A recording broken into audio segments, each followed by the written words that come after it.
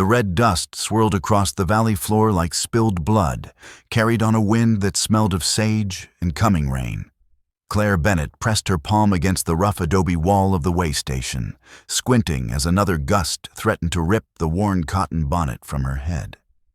24 years old and 3 days out from her father's ranch. She already felt like a different woman from the one who had slammed the heavy oak door behind her.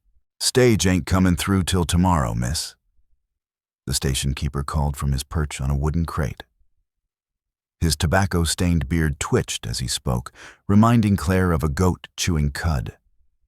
Storms had thrown the whole schedule sideways. She nodded, her voice caught in her throat. In her carpetbag, wrapped in oilcloth, lay the paper that had changed everything. Her father's death agreement, signed and witnessed, selling half their ranch to Luther Vance of the San Juan and Western Railroad Company. The signature looked right, but the witness mark made her stomach twist. Eli Standish, deputy sheriff. She had seen the man's handwriting on wanted posters before, and this wasn't it.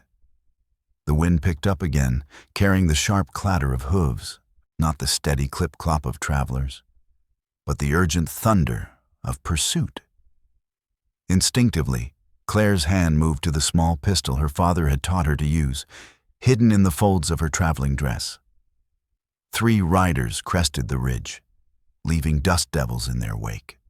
The leader's face was masked by a red bandana, eyes cold as creek stones above the fabric. They wheeled toward the station, and a sudden clarity hit Claire. She should have accepted Luther's proposal, smiled, nodded. Become Mrs. Vance like everyone expected. At least then she'd be behind walls, not standing exposed like a lamb at market. Well, the leader said, dismounting with practiced ease. What if we hear the station keeper? You didn't tell us you had company. The old man spat, missing his brass button by a foot. Didn't know I had to report to every trail rat that rides through, Claire muttered. The wiry companion of the masked man laughed, a jagged, ugly sound. Trail rats? That ain't how you talk to paying customers. The leader's gaze slid over Claire like oil on water. Though I reckon we might find better merchandise than whatever's in your strongbox. Claire's fingers tightened on the pistol. She knew the numbers. 3 armed men against 1 woman who'd only ever shot bottles and rabbits. She wasn't favored by the mathematics of violence. That's when she saw him. He moved like smoke through the sagebrush. A shadow among shadows, even under the harsh noon sun. One moment, beside the water trough, there was nothing. The next, a man stood as if he had grown from the earth itself. His skin was burnished copper, hair black as obsidian, tied back with a strip of blue cloth. He wore a mix of Apache traditional garb and practical frontier gear. Deerskin leggings, a cotton shirt, a gun belt worn from use. "The lady's not for sale," he said. His voice carried a musical cadence, precise and deliberate. The nervous outlaw went for his gun. Fast, yes. But the Apache was faster. The rifle cracked like the earth itself, and the outlaw's pistol spun through the air. Clutching his chest, he cursed. The leader's voice, for the first time, carried something new. Respect cut with fear. "Didn't know you were back in these parts. Many things happen without your knowledge," Collar replied, standing calm, yet somehow larger, more present, as if the land itself stood with him. "Take your men. Ride north. Don't come back." The numbers had shifted, 3 against 2. With Collar among the 2, it meant something entirely different in this hard country. The leader looked at Claire, at Collar, at his wounded companion, then made his choice. "This ain't over, Breed," he spat, retreating toward his horse. "No," Collar said, steady. "But it is for today." They rode off in a cloud of dust and curses. the wounded man clutching his saddle horn with one good hand. Claire exhaled, realizing she'd been holding her breath. "Thank you," she managed. Collar's dark eyes studied her with an intensity that made her want to straighten her travel-worn dress. "You're the Bennett daughter, the one who refused Luther Vance," he said. Not a question. Claire nodded. "News travels fast out here," he added. "Bad news faster." He tilted his head, like a hawk sizing up prey. "Why are you alone? Where's your protection?" "I protect myself," Claire said, lifting her chin. A ghost of a smile flickered across his weathered features. He nodded toward the small bulge in her dress where the pistol rested. A derringer against 3 men. Brave. Foolish. I wasn't planning on running into bandits. Nobody plans for wolves. They show up anyway. He shifted then. Just a subtle weight change. But Claire noticed how Collar positioned himself squarely between her and the trail the outlaws had fled. "Where are you headed?" she asked. "You, Coyote Bend," he said. "I'm to be a tutor there." His eyebrows arched. "Tutor? For whose children?" "Whoever hires me," Collar replied, his tone bitter. "I have letters of recommendation. I can read and write in both English and Latin. I know my numbers well enough to keep accounts. And your father agrees to this?" Claire's jaw tightened. What he agrees to matters little now.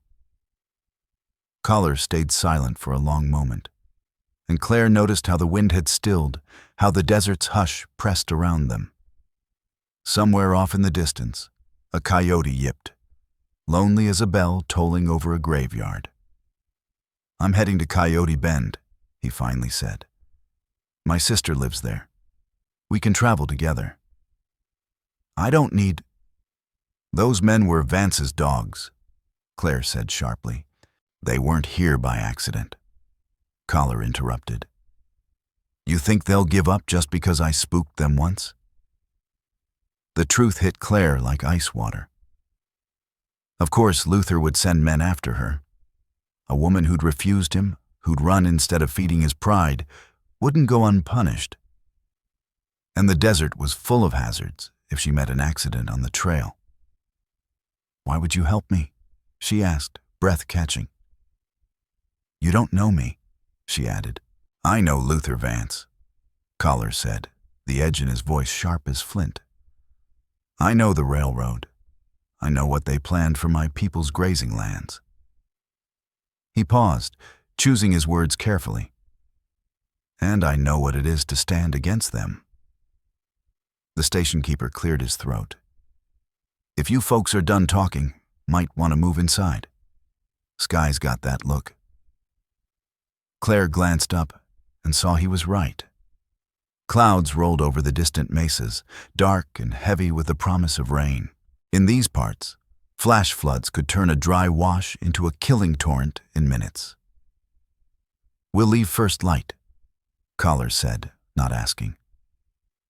Claire wanted to argue, to insist on her independence, but practicality won over pride. Not with Vance's men on her trail, not with her father's freedom, or maybe his life, hanging on whatever she could prove about that forged signature. First light. She agreed. Inside the station, she bought a bowl of beans and cornbread that tasted like sawdust, then retired to the small room set aside for female travelers. It was barely more than a closet with a straw mattress, but it had a door that locked. And right now, that felt like luxury. Through the thin walls, she could hear Collar speaking with the station keeper in a mixture of English and what she assumed was Apache.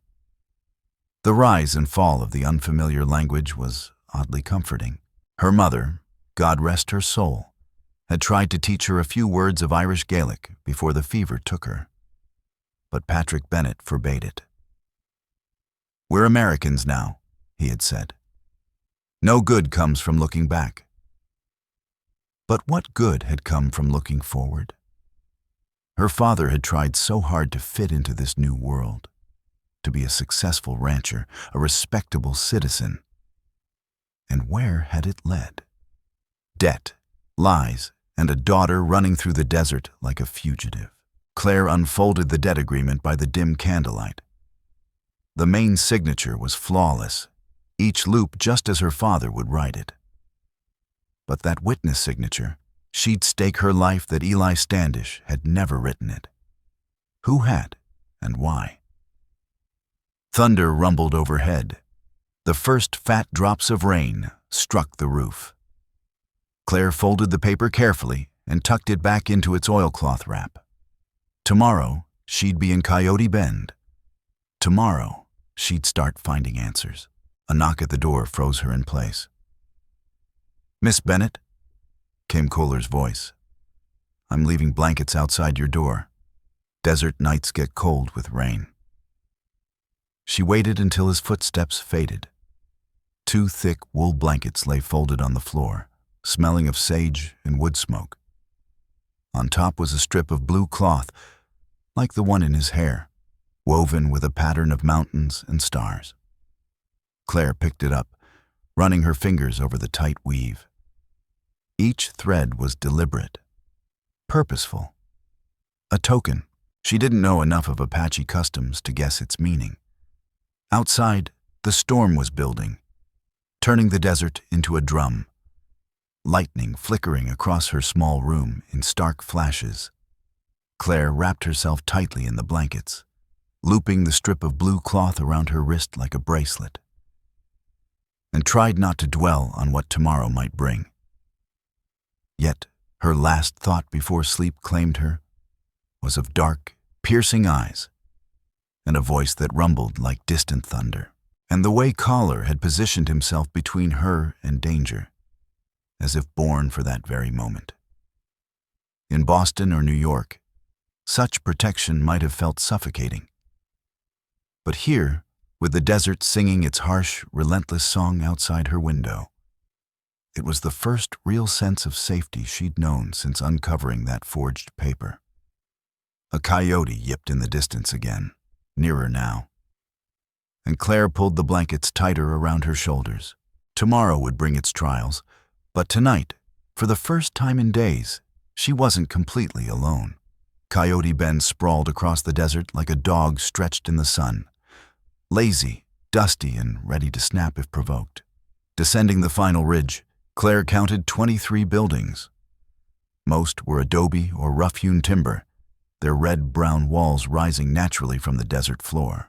The largest was the Silver Dollar Saloon, its false front pretending civilization while warped boards whispered the truth. Kohler pointed toward a modest house on the town's edge, smoke curling from its chimney despite the morning heat. "Josiah? Joss Hale? He's the man you want for tutoring work," Kohler said. Claire had expected him to lead her to a schoolhouse, but he explained on the ride that the Coyote Bend school had burned down 2 months ago. Curiously, given that the previous teacher had been outspoken about railroad land grabs. "A blacksmith needs a tutor?" she asked, intrigued. "Yes," Kohler replied with respect. "A freeman before the war, taught himself to read from the Bible, and has 2 children he won't see grow ignorant. He's also the closest thing we've got to a minister since Father Miguel passed," Kohler added. During their ride, he had shared careful stories, skirting deeper truths. Claire had learned that his sister, Atsa, was renowned for her weaving. Their mother had died when Atsa was young, and Kohler had once served as a scout before realizing the routes he mapped might harm his own people. "Thank you," Claire said as they entered town proper. Kohler looked at her sideways, and she caught that nearly hidden smile again. "Wait until you meet Coyote Bend before thanking me," he said quietly. The first person they encountered was a Mexican woman sweeping the steps of what seemed to be a boarding house. She crossed herself at the sight of Kohler, muttering words that might have been prayer or a curse. Marta greeted him politely, spitting in the dust near his horse's hooves. I got nothing for you, Indio. No food, no water, no welcome, she barked.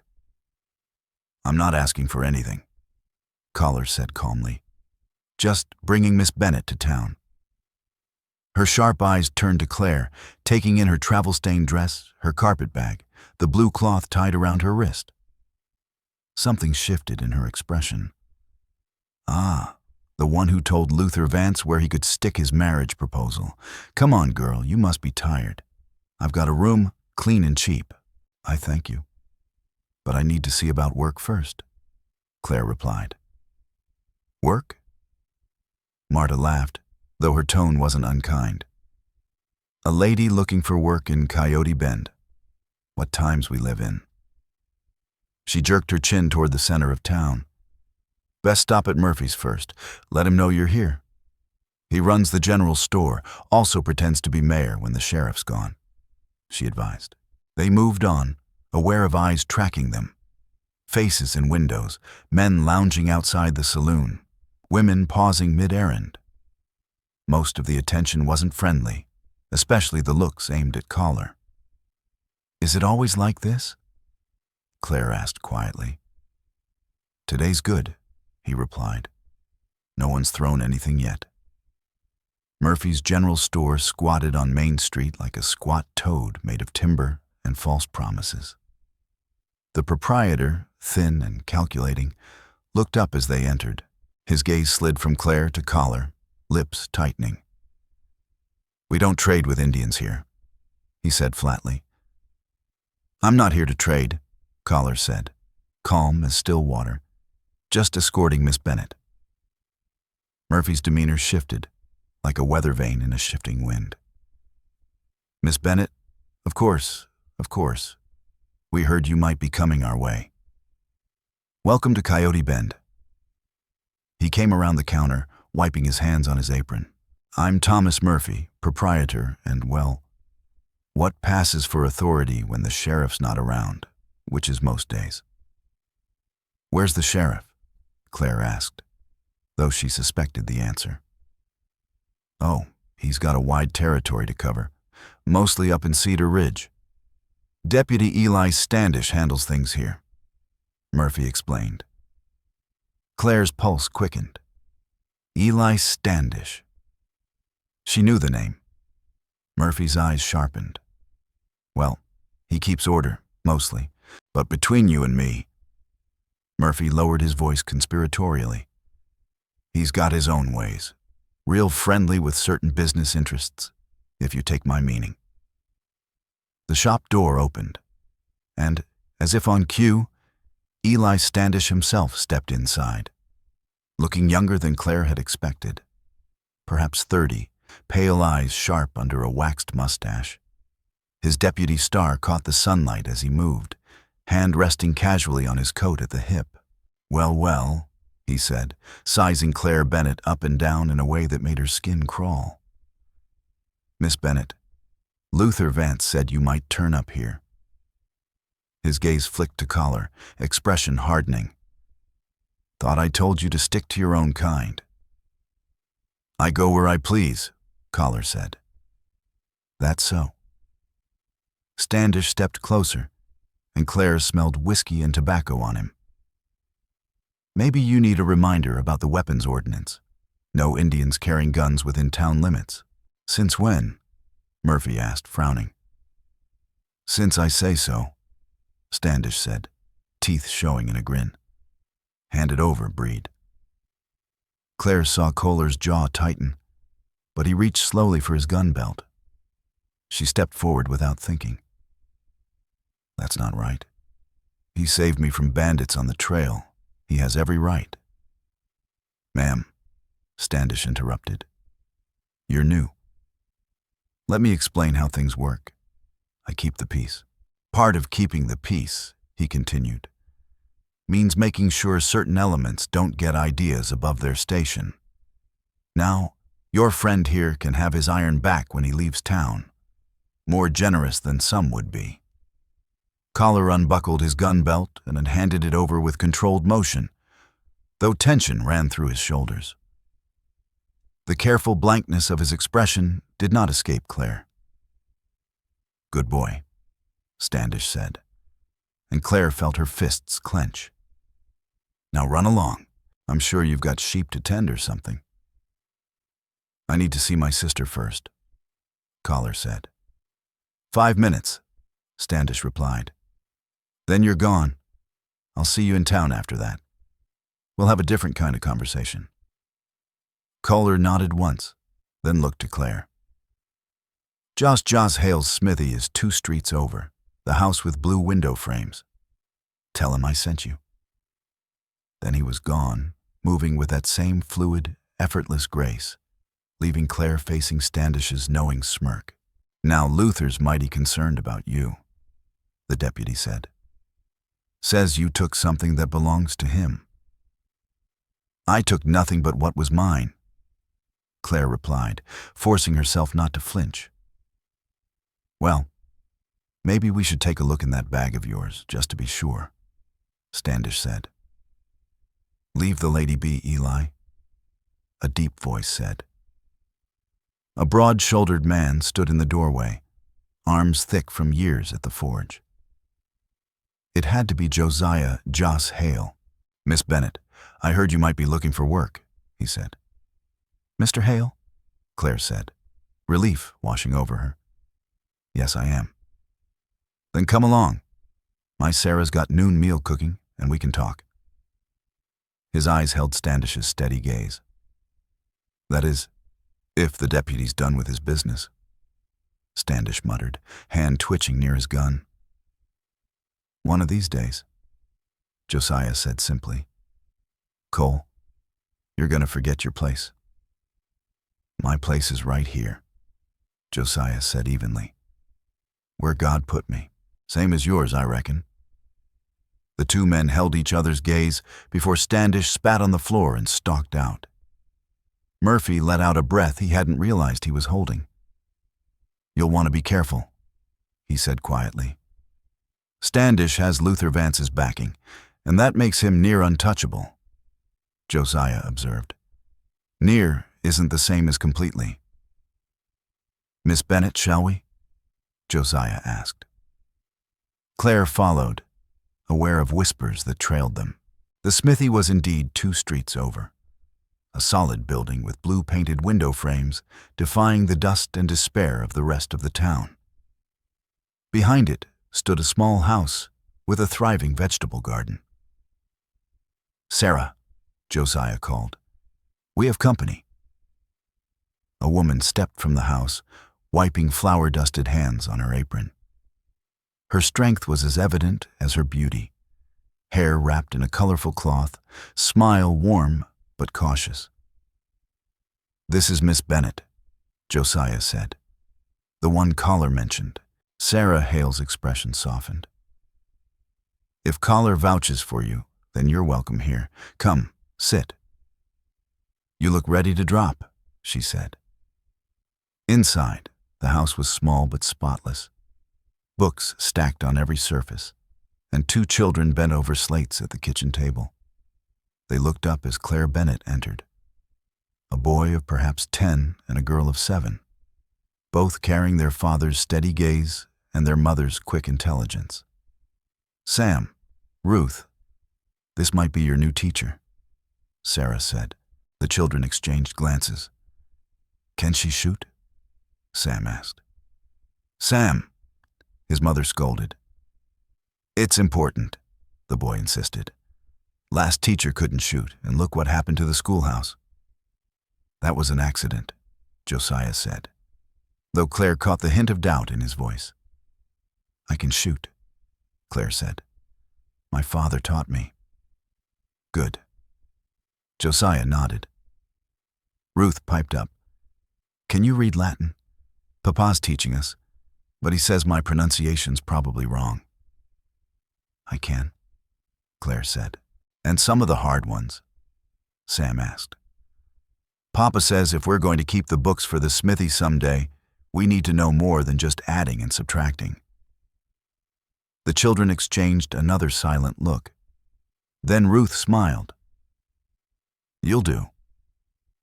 Over a meal of beans, cornbread, and surprisingly fresh greens from the garden, they discussed terms. Josiah could pay little in cash, but offered a room in the loft and meals. Other families might hire her too. What about the Apache families? Claire asked. Any of their children? No, Sarah said quickly. That wouldn't be wise. Why not? Claire pressed. Josiah and Sarah exchanged wary glances.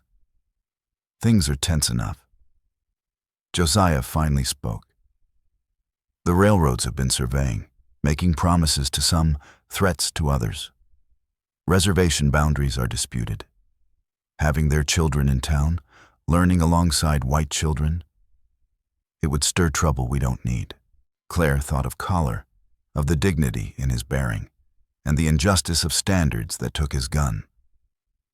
Maybe trouble is what this town needs, she said. Maybe, Josiah agreed. But not yet. We have to be smart. Change comes slow out here. Push too hard, too fast, people get hurt.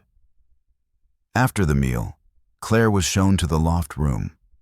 Small but clean, a narrow bed beneath a window overlooking the desert. She could see riders on the distant ridge, moving like ants along a log.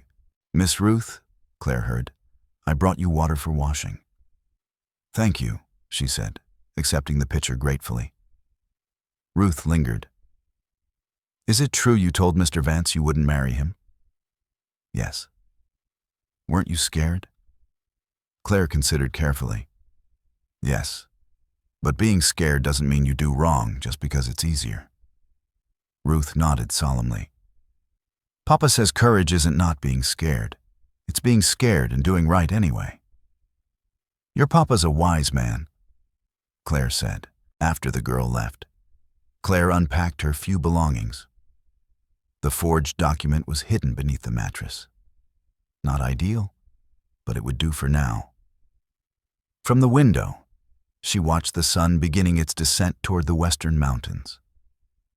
Kohler was probably with his sister, warning her of the coming storm because a storm was coming.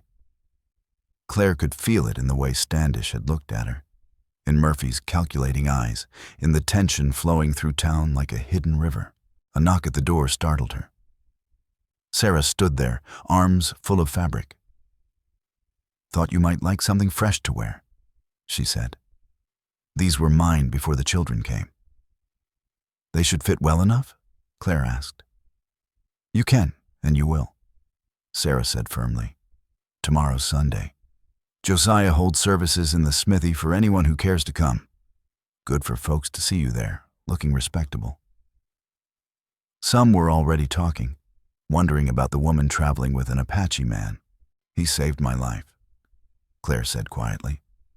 I'm sure he did. Collar is a good man, Sarah said. Whatever folks say, that won't stop the talk. She set the clothes carefully on the bed. This is a hard place, Miss Bennett. It shapes hard people, but it also makes the strong if you let it. After Sarah Hale left, Claire tried on one of the dresses. It fit well enough, simple calico, sturdy for desert life. She returned to the window, watching the sun paint the mountains in red and gold. Tomorrow she would start teaching. Tomorrow she would begin building a life here, temporary as it might be. But tonight, she pulled out paper and pen, not for a letter. There was no one to send it to. No one she trusted not to betray her to Luther. Instead, she recorded everything she remembered. The forged document, Eli Standish's reaction, the fear, Murphy's calculating eyes. Evidence. Pieces of a puzzle she was only beginning to see. Outside, the coyotes began their evening song. Claire touched the strip of blue cloth still tied around her wrist. Somewhere under the same stars, Collar was likely listening to the same wild music. The thought was oddly comforting. She had come to Coyote Bend for work, for escape, for answers. What she found was a town balanced on a knife's edge, where skin color dictated which laws applied. And the railroad's promise of progress carried a cost in blood and broken trust. Yet she had found unexpected kindness from a family with every reason to be suspicious, and protection from a man who owed her nothing. It wasn't the life she had planned. But then again, very little in her life lately had gone according to plan. Claire blew out the candle and settled into bed, listening to the night. A dog barking, distant laughter from the saloon, the endless whisper of wind over sand. Tomorrow would bring new challenges. But tonight, she was safe. She was free, and she had work to do. That was enough. Enough for now. The smell hit her first. Thick smoke of burning grain, with something chemical that made her eyes water. She jolted awake to Sarah Hale shaking her shoulder. The woman's face glowed orange from the window's light. "Fire at the Apache storehouse," she shouted. Claire scrambled from bed, pulling a shawl over her nightgown, following Sarah down the ladder. Outside, half the town seemed to be running toward the blaze. The storage building where the local Apache families kept winter supplies was fully engulfed, flames leaping into the star-filled sky like desperate prayers. "Where's Josiah?" Claire asked, coughing as the wind shifted, thick smoke swirling. "Already there with buckets?" Sarah pointed through the chaos. "Watch the children." But Claire could not stand idle. She grabbed Ruth and Sam's hands. "Stay with May, Mar," she ordered, pushing them toward the laundry where the Chinese woman stood with her own children. Then she ran toward the fire. Chaos reigned. Men formed bucket lines from the nearest well, but it was like trying to stop a river with teacups. Women hauled whatever supplies they could from nearby buildings. Through it all, Claire heard the ugly whispers. "Told you they'd do something like this. Savages can't stand to see white folks prosper. Probably insurance fraud, if they even know what that is," muttered a man lounging outside the saloon, someone with no real work but always money for whiskey. Claire rounded on him. "Can't you see they're the ones losing everything?" she snapped. "Why burn their own food?" "Maybe to blame us. Get sympathy," he sneered. "These redskins are craftier than—" A figure burst from the burning building. Claire's heart stopped. Collar, carrying a child whose clothes smoldered, his own shirt half burned away. He laid the boy gently on the ground. It was Tay, the youngest son of the Begay family. "Water!" Collar shouted. Claire ran to the coal house, grabbing a pitcher from her room and the clean sheet Sarah had given her. Collar knelt beside the boy, murmuring soft words in Apache, while the child's mother wept. "Let me," Claire said, dropping beside them. Her mother had taught her how to treat burns before the fever took her. "We need to cool the skin," she said. Together, they worked carefully. Claire tearing the sheet into strips while Collar held the terrified child. She could see the burns on Collar's hands and arms, but he gave no sign of pain, focused entirely on keeping Tay calm. Someone murmured about the harvest, 6 families' worth of corn and beans, gone. And right before winter, another voice added. Convenient timing. Eli Standish appeared like a bad penny, his shirt pristine despite the chaos. "Everybody step back," he ordered. "This is a crime scene now. Crime scene." Josiah Jose Hale straightened from the bucket line, soot streaking his face. "This is a tragedy, not a crime." "Arson's a crime," Standish said, "and I aim to find who's responsible." His pale eyes fixed on Collar.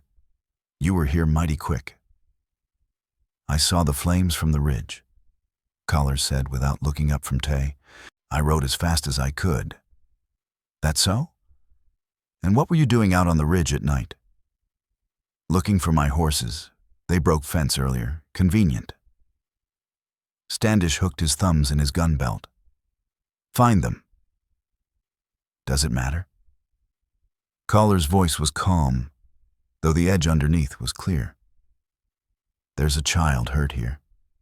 There's going to be more than hurt if we don't get to the bottom of this. Standish raised his voice for the crowd to hear. I want everyone who doesn't live in town proper gone by sunrise. That includes all Apache, Mexicans without papers, and anyone who can't prove legitimate business.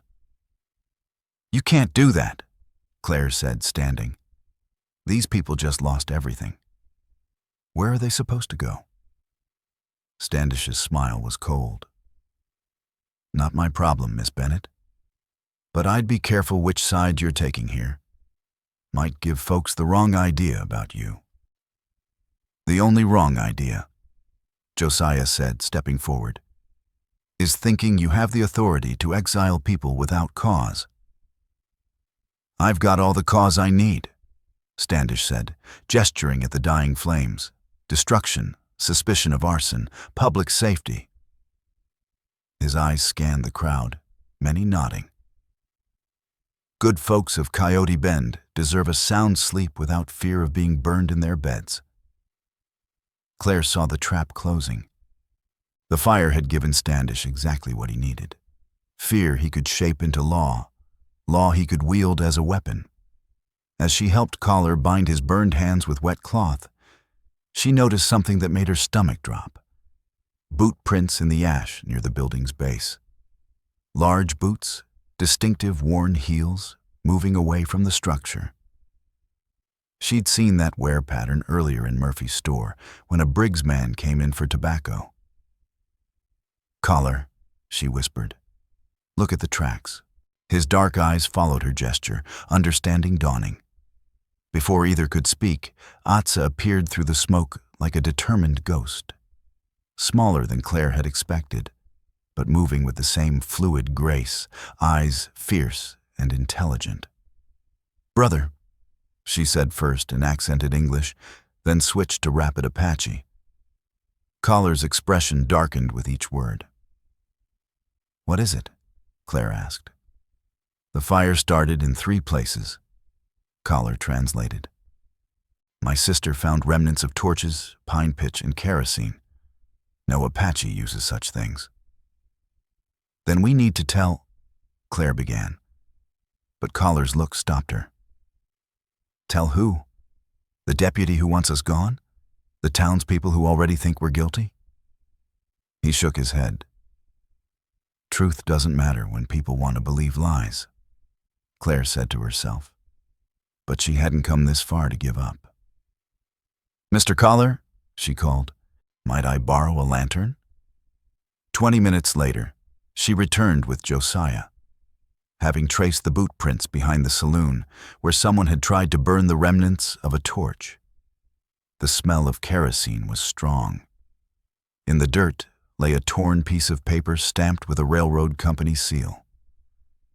This proves it, she said. Briggs men did this. Proves it, to us at least. Josiah's face darkened. But Standish won't care. He's deep in Vance's pocket. They returned to find the crowd growing more hostile. Someone had brought a rope. The torch had turned from threat to something worse. Collar stood guarding the Begay family, unarmed, knife at his belt, presence alone a deterrent. String him up, someone shouted. Make an example. Now hold on, Josiah intervened. Mayor Murphy appeared, uneasy. We're not a lynch mob. We have law here. Law that protects them over us, another voice called. Claire pushed through to Standish. I found evidence. She spoke loud enough for all to hear. Boot prints leading away from the fire, remnants of torches proving... Prove what? Standish cut her off.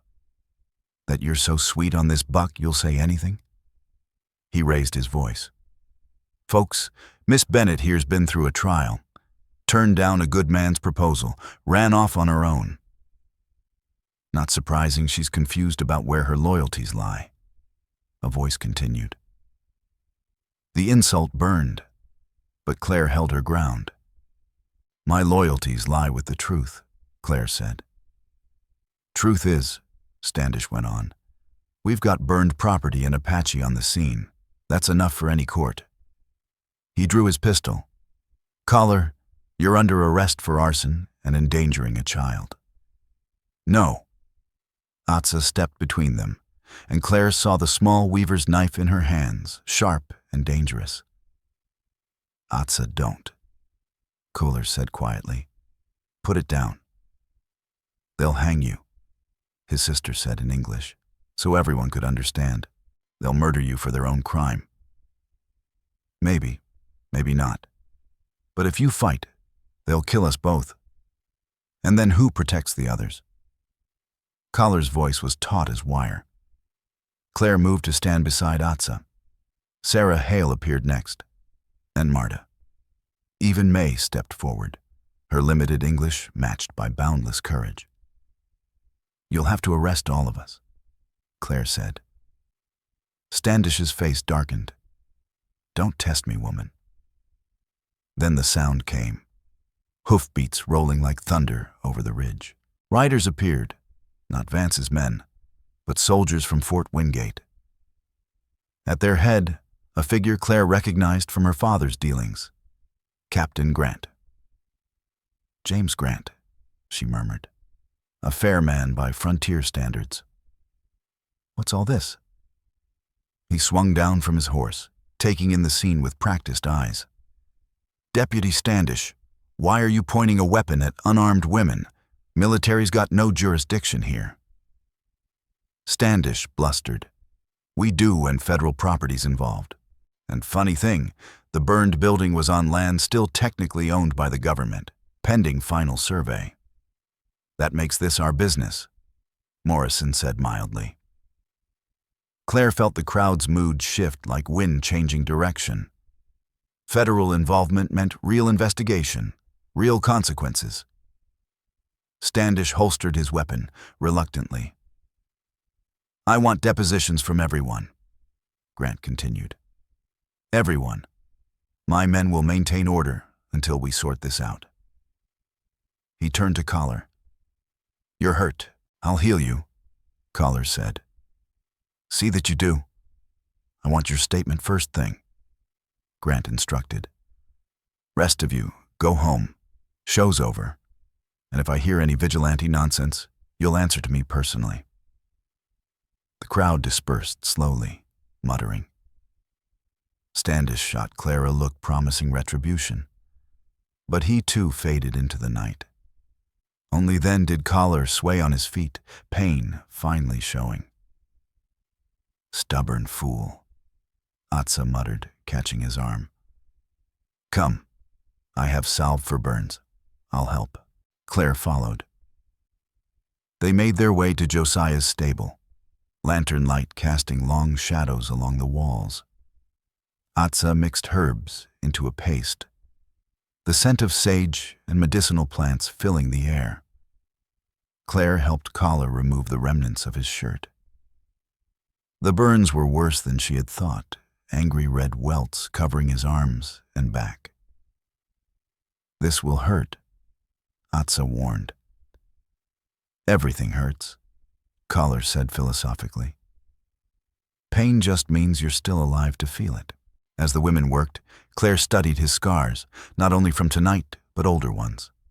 A bullet wound on his shoulder, knife marks on his ribs, a lifetime of violence written on skin. The child? Tay, she whispered. Willie? He'll live. Maybe scarred, but alive. Collar hissed as Atsa applied the salve to a particularly bad burn. His family, 6 months of food, gone. We'll help, Claire said firmly. The church will take up a collection, and no. Collar's voice was flat. They won't take charity from whites. Pride is all they have left. Then it won't be charity, Claire said. It'll be trade. I need to learn Apache if I'm really going to teach here. They can teach me in exchange for supplies. Collar turned his dark eyes on her, unreadable, steady. You're staying after tonight. Where else would I go? Claire said, carefully binding his arms with clean cloth. Besides, someone needs to find out who really started that fire. We know who, Atsa said bitterly. Briggs, his dogs, making an excuse to drive us out. Knowing and proving are different, Claire said. But I'm good at puzzles. My father always said I could find patterns in chaos, Claire added. This isn't a game, Kohler warned. Standish, once you've gone almost as much as he wants. You're in danger. I've been in danger since I refused Luther Vance, Claire replied. At least here, I'm in danger for a good cause, she added. And they worked in silence for a while. The only sounds were horses shifting in their stalls and distant noise from the saloon. Finally, Kohler spoke. That first day at the stage station, you asked why I'd help you. I remember. I said I knew what it meant to stand against them. But that wasn't all. He paused, struggling with words. My wife died 3 winters ago. Fever took her and our son. I blamed myself. I was away, guiding for the army, earning the money we needed. When I came back, they were gone. Claire's hand stilled on the bandages. After that, I stopped caring about much. Did what I had to for the outside, for the clan. He shrugged, wincing at movement. Then I saw you at that station, alone, afraid, but standing straight, ready to fight even though you couldn't win. It reminded me courage isn't about winning. It's about standing. I wasn't brave, Claire said softly. I was terrified. Same thing, maybe. He caught her hand as she reached for another bandage. Be careful. Claire Bennett. This fight's just beginning. The sound of her given name in his accent did something strange to her insides. Before she could dwell on it, Josiah Joss Hale appeared in the doorway. Captain Grant wants to see you, he said. Told Kohler and Miss Claire. Sarah's got the children settled, but Ruth's asking for you. She's scared. Claire squeezed Kohler's hand once, before letting go. I'll find out who did this, she promised. Evidence doesn't lie, even when people do. She left the stable, hearing Atsa speaking quietly to her brother in Apache. She didn't understand the words, but the tone was universal. Be careful. Stay safe. Don't trust them. Trust, Claire was learning, was like water in the desert. Rare, precious, and worth fighting for.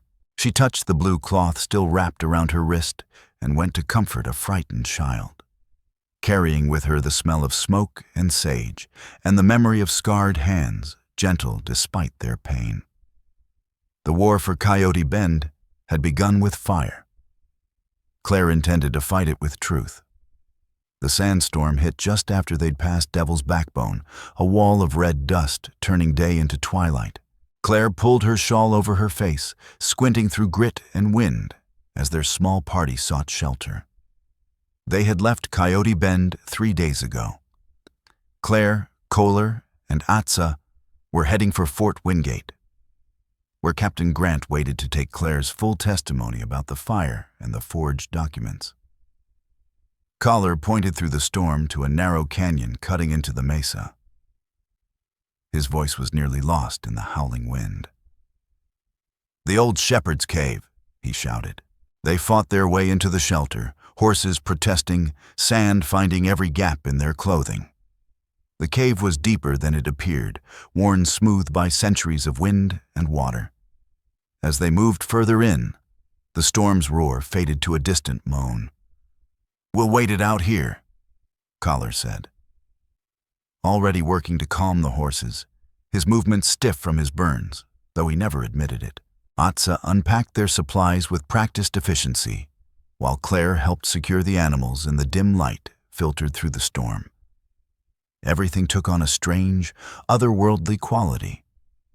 They were isolated here, cut off from the rest of the world by walls of wind and sand. "How long will it last?" Claire asked, shaking the dust from her hair. "Hours, maybe till morning," Atsa replied. "These late-season storms, they take their time." Collar built a small fire near the cave mouth, letting smoke escape while shielding the flames from the wind. The warmth was welcome. Desert nights were cold, and the storm brought an unseasonable chill. They settled around the fire, sharing water and dried meat. The close quarters made Claire acutely aware of Kohler's presence. The way firelight danced in his dark eyes, the careful way he moved to protect his healing burns. "Tell me about your mother," Claire asked Atsa, seeking safer ground. "She passed when you were young," Kohler said. Atsa's face softened. "She was a weaver, like me, but better. Her blankets told stories. You could read them like books if you knew how. She always said every thread matters. Pull one wrong, the whole pattern fails. Like life," Claire murmured. "Like many things." Atsa glanced between Claire and her brother with a faint smile. "She would have liked you, appreciates women who speak their minds." "Even white women?" Claire asked, immediately regretting it. "I'm sorry, that was honest." "My mother valued honesty above politeness," Collar said, warmth hidden in his tone. "She used to say truth was like water, it always finds its level." The fire crackled as the storm raged outside. Claire studied Collar's profile in the flickering light. Over the past weeks in Coyote Bend, they'd formed a careful friendship. He often stopped by after her lessons, ostensibly to check on families affected by the fire. But he lingered, discussing books with the children, or helping Josiah with delicate metalwork that required a steady hand. "You're staring," Atsa observed with a smile. Claire flushed. "I was thinking." "Dangerous habit," Collar said dryly. "Especially for a woman who thinks she can take on Luther Vance," Claire said. "Someone has to. That fire wasn't random. The way Standish immediately blamed your people. The convenient timing. Briggs wants something," Atsa said bitterly. "He wants everything," she added. "The land, the water rights, the old trading routes. The railroad needs them to connect their lines." "Not just that," Claire said, pulling out the papers she'd been guarding, not just the forged document, but notes she had compiled. "I've been tracking land sales around Coyote Bend. There's a pattern. Every family that sold recently had trouble first. Fires, stolen livestock, wells going dry overnight." Collar leaned forward to look, careful not to touch her. That careful distance hurt more than it should. "You see?" Claire pointed to her makeshift map. "It forms a corridor right through traditional Apache grazing lands to the copper deposits in the Magdalena Mountains, the Sacred Mountains." "They wouldn't dare." "They would, and they will," Collar said grimly. "Unless we stop them," Claire said. The storm howled louder, the fire flickered. In the dancing shadows, Claire felt the weight of what they were attempting. 3 people against the machinery of progress, armed with nothing but truth and determination. "I should check the horses," Collar said, rising. "I'll help," Claire offered, but he waved her back. "Rest. Tomorrow's ride will be hard." After he disappeared into the cave's depths, Atsa studied Claire with knowing eyes. "He cares for you." "We're friends," Claire said carefully. "My brother doesn't make friends easily." "Not anymore," Atsa murmured, fingers never stopping their weaving. "He thinks he's protecting you by keeping distance." "From what?" "From himself. From what being with him would mean for you."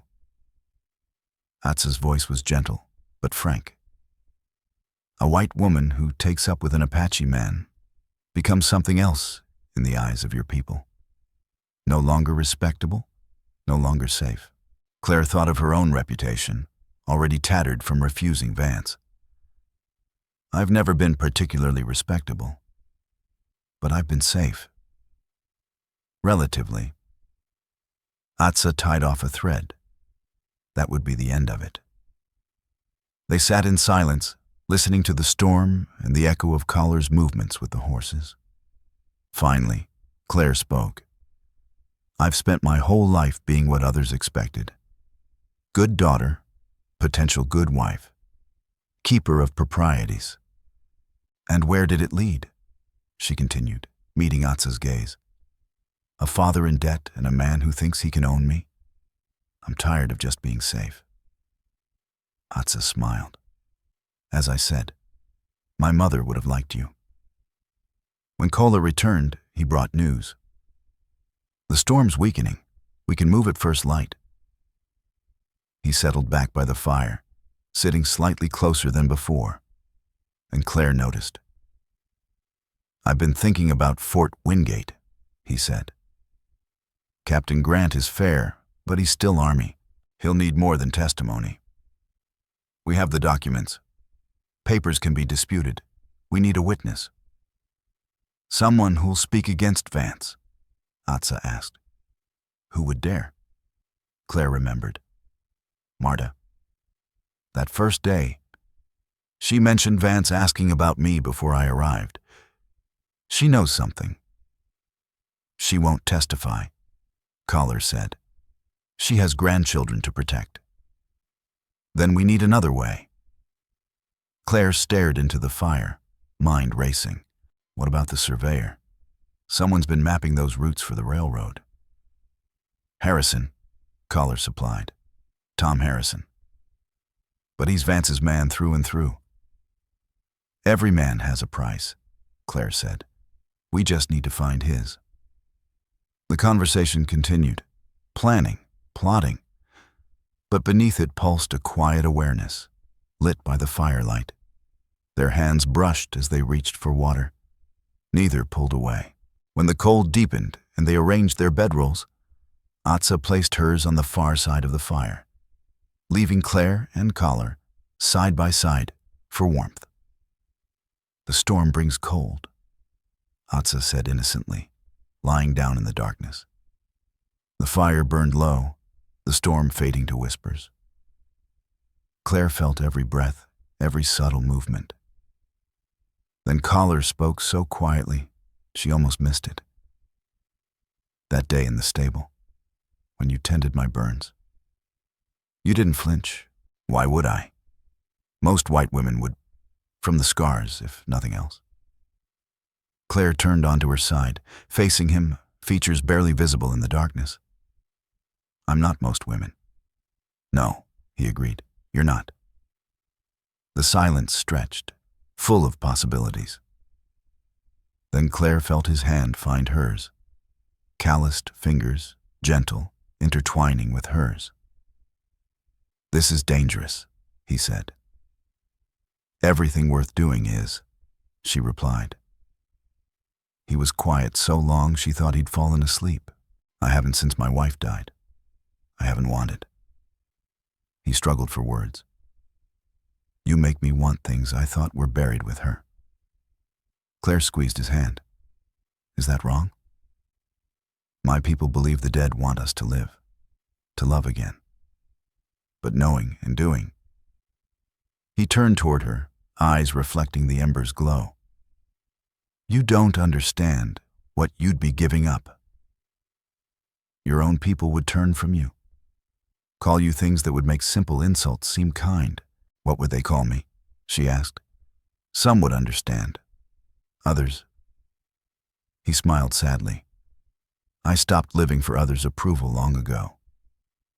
They moved at the same time, drawn like magnets. The kiss was gentle, almost hesitant, as if afraid the other might vanish. Claire tasted smoke and something wild, felt the careful restraint in the way he held her. When they parted, she was breathless. I've been told what I should want my whole life, she whispered. This is the first time I've chosen for myself. He traced her face with one finger, learning her by touch in the darkness. You humble me, he said simply. They came together again, less hesitant now, in the shelter of the cave. The storm died to a low roar outside, and Kohler's deliberately steady breathing across the fire grounded them. They found each other. Not as the gossip of Coyote Bend would imagine, Kohler too honorable, Claire too aware of consequences. But in hands and lips, whispered words mixing English and Apache. In the simple act of choosing each other, despite everything that stood between us. Claire, he said, her name like a prayer. When this is over, when Vance is stopped, she began, placing a finger on his lips. No promises tonight. Just this, he said, kissing her finger, then her palm, then pulling her close against him. They lay entwined, fully clothed, yet more intimate than Claire had ever been with anyone. She felt his heart beating against her chest, the careful way he held her as if she were precious but not fragile. You don't want a virgin like me? She asked suddenly, words escaping before she could stop them, all her doubts surfacing. What did she know of love? Of passion? She was untouched in body, yes, but sometimes felt untouched in soul, as if life had passed her by while she played at being proper. Collar pulled back, studying her in the dying firelight, expression serious. Then that rare smile crossed his face, transforming it. You're all I want, he said simply, exactly as she was. Tears stung her eyes. She buried her face against his neck, breathing in the scent of sage, smoke, and man. He held her while she cried for her father, for the home she'd lost, for the woman she was becoming in this hard place. When the tears passed, she felt cleansed, emptied of old griefs, ready to be filled with new purpose. She lifted her head to find him watching with tenderness that stole her breath. No more tears, he said, wiping her cheeks with his thumb. No more tears, she agreed. They settled back together. And despite the hard ground and the creeping cold as the fire died, Collar felt perfectly at peace. Tomorrow would bring challenges, Fort Wingate, testimony, the fight against Vance. But tonight, in a cave carved by ancient waters and guarded by stone and storm, she'd found something worth any risk. Not just love, though she thought that's what it might be, but the courage to reach for it, despite every reason she shouldn't. Atsa's voice drifted across the dying fire, amused and approving. About time. Collar chuckled, the sound rumbling through his chest where Claire rested her head. Go to sleep, sister. I am asleep, Atsa replied, deeply, hearing nothing else. Claire smiled against Collar's shirt. Outside, the last of the storm whispered away, leaving stars visible through the cave mouth. Tomorrow's journey would be hard, dangerous even. But tonight, wrapped in warmth and acceptance, she was exactly where she belonged. The blue cloth around her wrist had loosened in their embrace. Collar retied it with careful fingers, then kissed her forehead. Sleep, he murmured. I'll keep watch. We'll take turns, she said, already drowsing. Stubborn woman. He laughed softly. Stubborn man, she whispered back. And that was the last thing she heard before sleep claimed her. In the morning, they would rise to face the world, all its prejudices and dangers, but together, and that made all the difference. The fire burned to embers, stars wheeled overhead. In a shepherd's cave in the desert, two hearts began to heal. At Fort Wingate, the courthouse stood like sun-bleached bone against the morning sky. Claire smoothed her best dress, the blue calico Sarah Hale had given her, and tried to calm her racing heart. Through the window, she saw the gallery filling with townspeople, soldiers, and a contingent of Apache families who had traveled to witness. "Remember," Captain Grant said, reviewing his notes one final time, "stick to the facts. Judge Wyatt is fair, but a stickler for evidence." Claire nodded. Clutching the folder of documents she had compiled, Claire stood at the front of the courtroom. Across the room, Collar held himself with rigid dignity, his traditional vest worn over a clean white shirt. Since arriving at the fort, they had been careful, maintaining proper distance, but she could feel his presence, like a lodestone. "All rise." The bailiff's voice cracked with youth. "The territorial court is now in session," he continued, Judge Wyatt presiding. Judge Wyatt was a small man, intelligent eyes behind wire-rimmed spectacles. He took his seat and surveyed the packed courtroom with obvious displeasure. "This is a hearing, not a circus. Anyone who disrupts proceedings will be removed." His gaze lingered on the section where Vance's hired men lounged. "That means you, Mr. Pike." Pike, the man Kohler had disarmed at the way station, smiled insolently, but said nothing.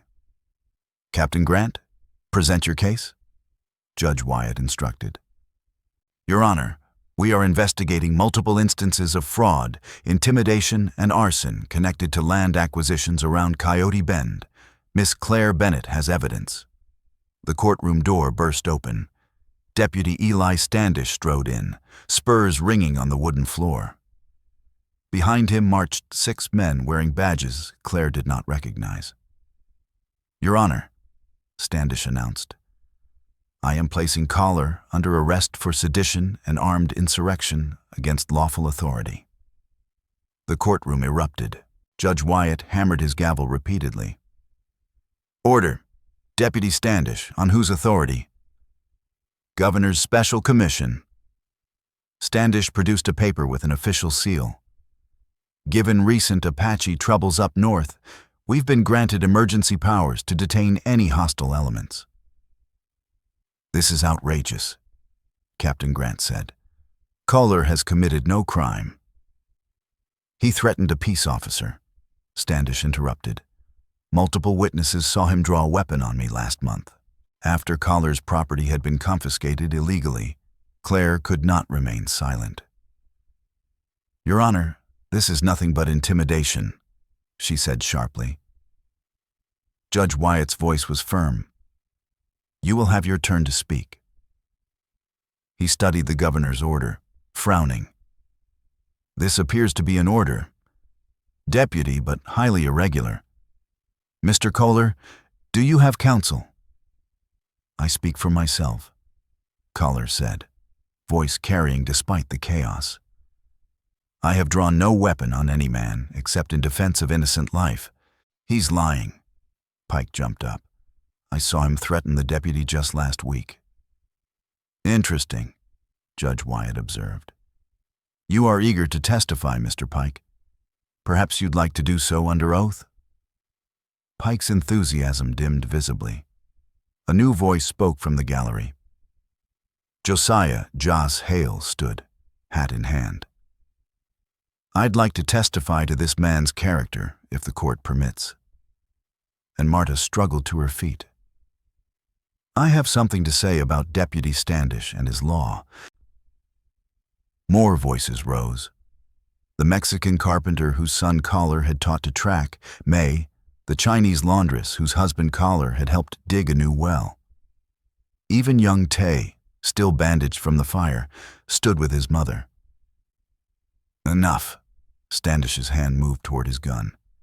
"Your Honor, we don't have time for this." Judge Wyatt's voice could have cut glass. "You will not threaten this court, Sergeant McAllister." A grizzled Army sergeant stepped forward. "Sir, please escort Deputy Standish and his men to seats in the gallery. They can wait their turn like everyone else." "You can't," Standish began. This is a federal court on federal land. Your emergency powers, whatever they may be, do not supersede my authority here. The judge turned to Claire. Miss Bennett, please present your evidence. Her hands trembled as she stood.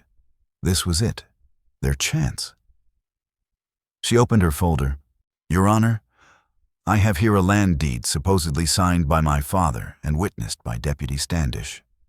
However, the witness signature is forged. She handed the document to the bailiff. If you compare it to Standish's actual signature on a writ from last month, you will see the differences. Murmurs rippled through the crowd as Judge Wyatt examined both documents with a magnifying glass. Furthermore, Claire continued, gaining confidence, I have compiled a pattern of land transfers in the Coyote Bend area. In each case, the seller suffered catastrophic losses shortly before selling, fires, poisoned wells, stolen livestock. And in every instance, the land was snapped up by shell companies, all tracing back to Luther Vance. Objection. A man in an expensive suit rose from Vance's section. My client isn't on trial here. No one's on trial yet, Judge Wyatt said dryly. Continue, Miss Bennett. Claire pulled out her map.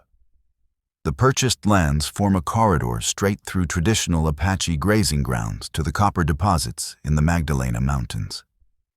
The railroad needs this route, and they're using deputy standards to clear the way, she added. Lies! Standish shot to his feet, despite the sergeant's restraining hand. Your Honor, this woman is obviously involved with the savage. Pike barked, voice dripping with accusation. Of course she'd say anything to protect him. Yes, Claire flared. I'm involved with anyone who stands against corruption and theft, Mr. Pike. Miss Bennett, the judge warned. I'm sorry, Your Honor, but... A commotion outside interrupted her. Dust rose through the courtroom windows. Riders, many of them. The door swung open again, and Claire's heart sank. Luther Vance himself entered, flanked by 4 armed men. Handsome in a cold way, carved from ambition. Your Honor, Vance said smoothly, removing his hat. I apologize for the interruption. Just received word of an Apache uprising near Sheep Springs. 3 settlers dead.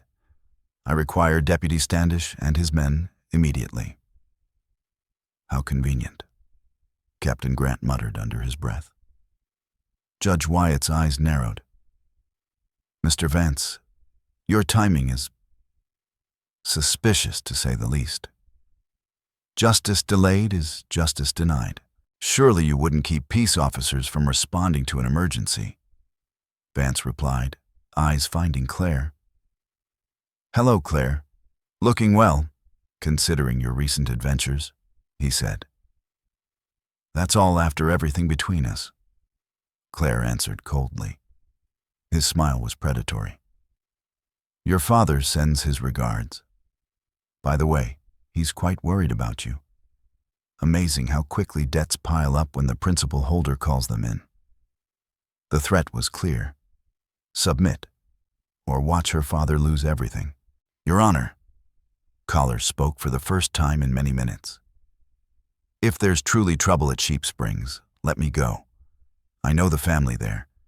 If there's been violence, I can help uncover the truth. Absolutely not, Standish snapped. You'd warn them. Help them escape, Deputy, Judge Wyatt interrupted. You seem very certain of Mr. Kohler's guilt in matters not even investigated. The tension in the room was suffocating. Claire saw hands inching toward weapons, fear and anger swirling through the gallery. One spark could set off a massacre. Then young Tay did something extraordinary. Limping from his burns, he stepped forward to the judge's bench. Your Honor, he said carefully in English, I want to tell about the fire. His mother gasped and tried to pull him back, but he stood firm. I couldn't sleep that night. I saw men near our storehouse, white men. They had torches. He pointed a trembling finger at Pike. That one. The courtroom erupted. Pike lunged for the boy, but Collar was faster, placing himself between them. Standish reached for his gun, but Sergeant McAllister had anticipated it, disarming him with practiced skill. "Order!" Judge Wyatt bellowed. "Sergeant, arrest Mr. Pike on suspicion of arson. Deputy Standish, you're under arrest for conspiracy and fraud." "You can't do this." Vance's composure finally cracked. "I own this territory," he snarled. "I own the future. You own nothing here," Judge Wyatt said icily. "Bailiff, clear the court of all armed men except military personnel. We're going to sort this out properly." The next few minutes descended into chaos. Vance's men tried to fight, but the soldiers were ready.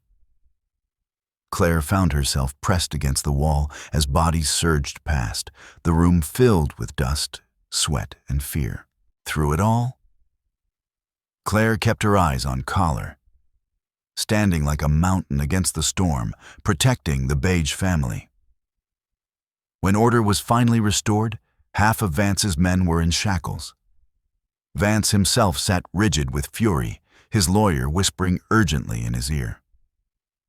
Judge Wyatt adjusted his spectacles. "Now then, let's continue with actual evidence. Mrs. Beige, does your son have more to tell us?" What followed was devastating. Tay identified 3 of the men who had set fire to the storehouse. Marta stepped forward, emboldened, and testified about the bribe Standish had taken. The Mexican carpenter produced a ledger stolen from Standish's office, showing payments from Vance for special services. But the killing blow came from an unexpected source. Tom Harrison, the surveyor, stood in the gallery. "I can't do this anymore," he said, face gray. "Judge, I've got maps, real ones and fake ones. Mister, Vance had me draw false boundaries, moving water sources, hiding the best grazing land." He pulled rolled papers from his coat. "It's all here, every lie, every theft." "You're dead," Vance snarled. But the soldiers were already moving to protect the surveyor. Judge Wyatt studied the maps while the courtroom held its breath. Finally, he looked up. "Mr. Vance, you're under arrest for fraud, conspiracy, and attempted murder. Deputy Standish, the charges against you include corruption, assault, and civil rights violations. Mr. Pike, arson, and attempted murder of a child." "Your Honor," Captain Grant stepped forward. "Given the federal implications and the involvement of the railroad, I request these prisoners be transferred to military custody." "Granted. And Mr. Collar?" The judge looked at him. "You're free to go, with the court's apologies for your treatment." Collar inclined his head slightly. "Justice speaks for itself," he said, as the soldiers led the prisoners away. Vance stopped near Claire. "This isn't over," he hissed. "Your father's debts, our fraudulent contracts," Judge Wyatt interrupted. "Any contracts bearing forged witnesses are null and void. Miss Bennett, you'll want to have your father consult a lawyer about recovering damages." Vance's face went white as he was dragged away. Claire felt years of fear lift from her shoulders. The courtroom slowly emptied, people buzzing with excitement about what they had witnessed. She found herself standing beside Kohler in a pocket of sudden quiet. "You did it," he said softly. "We did it," she corrected. "All of us." His hand found hers for a brief moment, hidden from curious eyes. "What now?" she asked, before Captain Grant approached. "Miss Bennett, Mr. Kohler, a word." He led them to a corner. "This isn't over. Vance has friends in high places. There'll be appeals, political pressure. You've won the battle, but the war continues." "Then we keep fighting." Claire said firmly. I hoped you'd say that, Grant said with a small smile. The fort commander wants to offer you a position, Miss Bennett. Official liaison between the Army and the local communities. The pay's not much, he continued, but it comes with federal protection. And Collar, his knowledge of the territory is invaluable. We could use a scout who actually wants peace between peoples. Claire and Collar exchanged glances. It's not everything, she said, but it's a start. We'll consider it, Collar agreed. As they left the courthouse, Atsa waited with the horses. Her face broke into a rare, full smile when she saw them. I heard the shouting from here. Good news. Justice, Collar said simply. For now. They rode back toward Coyote Bend as the sun reached its zenith. The landscape looked different somehow. Still harsh, still unforgiving, but no longer hopeless. At the top of a rise, they paused to rest the horses. Look, Atsa said, pointing to the valley below. A group of riders was leaving Coyote Bend, heading east. Even from this distance, Claire recognized some of Vance's remaining men, fleeing before the law could catch up. Rats abandoning the ship, she murmured. Maybe now we can build something better, Atsa said. They sat in companionable silence.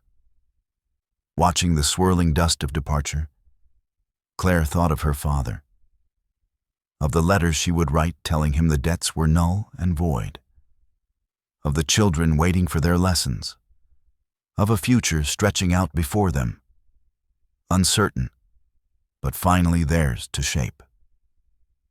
There'll be more, Vance, Collar said quietly. Other men who saw their land as a target. Then there'll need to be more of us, Claire replied. People willing to stand together. He smiled, that rare, transforming expression. A teacher who could shoot and an Apache who understood law. We make an unlikely army, she said as they rode down toward home. And when had Coyote Bend become home? Claire touched the blue cloth around her wrist. The pattern Atsa had woven caught the light, telling its own story of mountains and stars, of paths crossing in unlikely ways. Justice had spoken today, in a small courtroom at the edge of the world. Tomorrow would bring new challenges. But for now, it was enough to ride through the desert with people she trusted, toward a place where she belonged. The war wasn't over, but today, they'd proven it could be won. The rain came suddenly, transforming the dry creek bed into a roaring monster. Claire watched in horror as the brown waters surged with impossible speed, cutting off their route back to Fort Wingate. They'd made camp in what seemed a safe spot. Fools mistaking flash flood country for calm. Higher ground, Kohler shouted over the water's roar. The soldier escort, 5 young men under Corporal Will, scrambled for their horses. Will was barely 20 and green as spring grass. Panic in his eyes. The canyon walls loomed. Kohler pointed. There's a trail. The water struck like a fist. Claire's horse screamed, legs swept from under it. She kicked free of the stirrups as they were swept downstream, the current immediately trying to drag her under. Brown, gritty, death-cold water filled her mouth, nose, and ears. Strong hands caught her, hauling her against a solid chest. Kohler had her, fighting the current with pure will. But the water was winning, pulling them toward the narrow canyon where the flood would crush them against jagged rocks. The rope. Atso's voice cut through the chaos. She'd made it to high ground with 2 of the soldiers, already fashioning a lifeline from their lariats.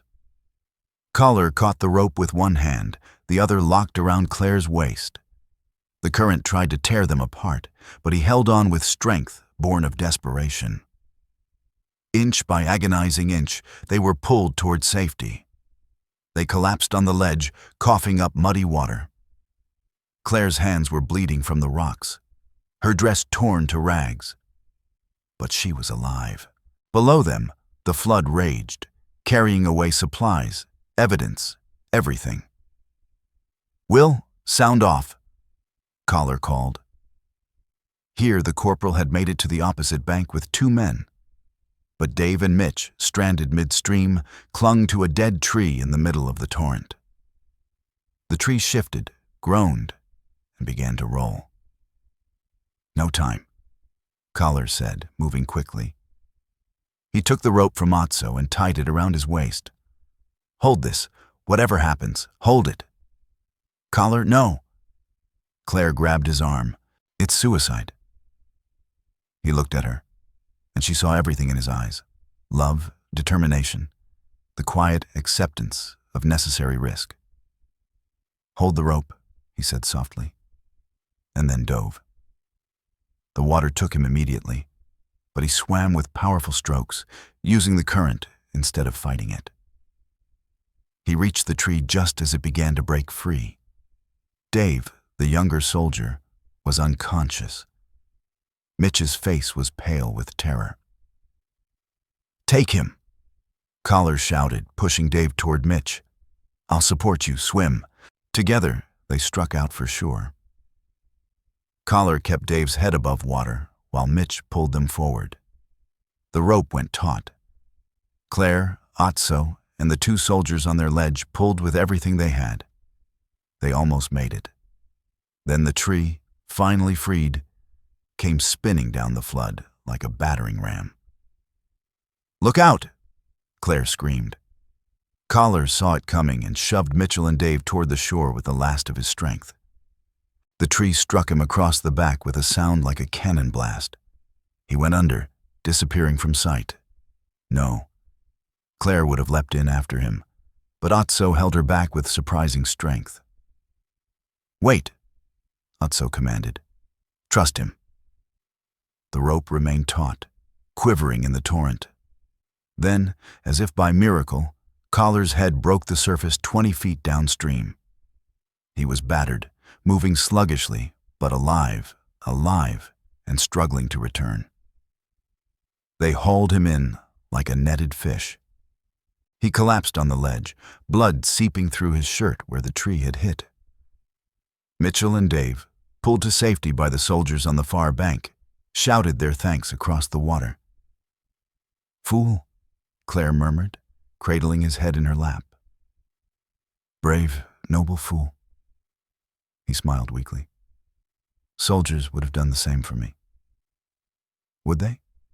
she asked, glancing at Will across the flood. The young corporal's face said it all. Probably not. Not before today. But now, Claire's voice trailed, now was different. They waited out the flood on separate ledges, tending wounds and taking stock. Most of their supplies were gone, including the packet of evidence Claire had been carrying to the fort's commander. The originals were safe at Fort Wingate, but the copies and extra testimony were feeding the torrent. "We'll have to go back," Claire said as the water finally began to recede. "Collect it all again? No." Collar struggled to sit up, wincing. "We go forward," he insisted. "The commander is expecting us. Empty-handed is better than not at all." As the sun set, they managed to push through the now diminished creek. Will and his men had salvaged what they could from a few waterlogged saddlebags, some hardtack, ammunition that would need careful drying. "Sir," Will approached Collar cautiously, swallowing hard. "What you did, saving my men, I was wrong about your people." "I'm sorry." Collar studied the young soldier. "You're not the first to misjudge us. Won't be the last, but you can learn," Will admitted. "That's what matters." They made camp on high ground, everyone too exhausted for more than the bare necessities. Claire redressed Collar's wounds by firelight, trying not to betray how deep they ran. The tree had left a gash across his back that would need stitches they didn't have. "It'll hold until the fort." he said, reading her worry. I've had worse. That doesn't comfort me as much as you think it does, she whispered. Atsa appeared with a handful of plants she'd found. For the pain, she told her brother. As Collar dozed fitfully, Claire sat with Atsa, watching the first stars appear. The younger woman worked on something threaded from scraps, her fingers never still. Teaching me patience, Atsa said, noticing Claire's attention. When you can't control the big things, control the small ones. Is that why you're always weaving? Partly, Atsa replied. Also because if I don't keep my hands busy, I might strangle someone. She smiled, half joking. Mostly, my brother thinks he has to save everyone. He saved those soldiers, and nearly killed himself doing it, Claire said, shaking her head. Atsa's fingers paused. He was different. After his wife died, careful, closed, like he decided feeling things hurt too much. She looked at Claire. You changed that. I didn't mean to. Yes, you did. Maybe not at first. But now, Atsa smiled. I see how you look at each other, like sunrise after a long night. They were quiet for a while, listening to the men's breathing, the pop of the fire, the distant yip of coyotes. Then Mitchell approached, limping slightly. Miss, I wanted to, that is... The soldier stumbled over his words. I have a sister back home. If something had happened to me today, she'd have been alone. Your man, Mr. Kohler, he made sure that didn't happen. He's good at that, Claire said softly. Yes, miss. I wanted you to know I'll remember. When we get back, if anyone speaks ill of him or his people, they'll answer to me. After Mitchell returned to his bedroll, Atsa chuckled. One by one, she said. That's how the world changes. One by one, the morning brought its challenges. Collar could barely mount his horse, though he tried to hide it. The wound had stiffened overnight, and Claire saw the fever beginning to burn in his dark eyes. We need to move fast, she told Will. He needs a doctor. They pushed hard, stopping only to water the horses. By afternoon, Collar was swaying in the saddle, Claire riding beside him, ready to catch him if he toppled. Talk to me, she urged. Tell me about your childhood, your first horse, anything. He smiled through the pain. Her name was Smoke, gray as morning mist. Threw me 7 times the first day. Stubborn even then, Claire murmured. Had to be. The youngest of 4 boys. Had to fight for everything. And your brothers now? His face darkened. Gone. Sickness, war, whiskey. He straightened with effort. Just Atsa and me now. They crested a rise, and there it was, Fort Wingate. The walls glowed gold in the late sun, centuries having seen generations come and go. The gates opened. Men ran out to help. The fort doctor, a competent man named Doc Hart, took one look at Kohler and immediately barked orders. As they carried him to the infirmary, he grasped Claire's hand. Stay, he said. Try to stop me, she whispered. Doc Hart worked with steady hands, cleaning and stitching while Claire held Kohler's hand. Atsa sang softly in Navajo. The fever was stubborn, and they all knew the next hours would be critical. He's strong, Hart said when finished. But infection's always a risk with burns like these. Captain Grant arrived as Kohler settled into a bed. I heard what happened, Grant said. The men he saved are singing his praises to anyone who will listen. Let them sing loud enough for Washington to hear, Claire said fiercely. Grant smiled. Actually, that's why I'm here. A telegram came while you were en route. The Attorney General is sending a special prosecutor to investigate the land frauds. Your evidence convinced them. His smile faded. But Briggs has powerful friends. He's out on bail and rumors say he's gathering men for retaliation. Claire looked at Collar, pale and fevered, but still fighting, at Atsa standing guard like a small, fierce hawk, and at the soldiers who'd learned courage comes in every color. "Let him come," she said. "We'll be ready." Grant left with promises of support and resources. As night fell, Claire and Atsa took turns tending Kohler's fever, spooning water between his cracked lips in the darkest hours. Mitchell appeared with coffee and sandwiches. "Thought you might need these," he said awkwardly. "Anything else?" Claire asked. "Pray," Atsa said simply. Dawn came slowly, painting the infirmary walls in rose and gold. Claire, dozing in her chair with her hands still clasping Collar's, woke to find his eyes open, clear for the first time since the fever had gripped him. "Water?" he croaked. She nearly spilled it in her haste, laughing and crying at the same time. You're back, he said. "Hard to kill," he managed, like desert weed. Atsa stirred from her blanket on the floor, took one look at her brother, and smiled. "I'll tell the doctor and maybe find some proper food. Broth, not army coffee." When they were alone, Kohler lifted his free hand to touch Claire's face. "You stayed?" "I told you I would." She leaned into his palm. "When you went into that water, I thought, I can't lose you, not now, not when we've just found each other." Claire? Her name was a promise. "I'm not going anywhere. Too much work to do." "The trial, you mean? That and other things?"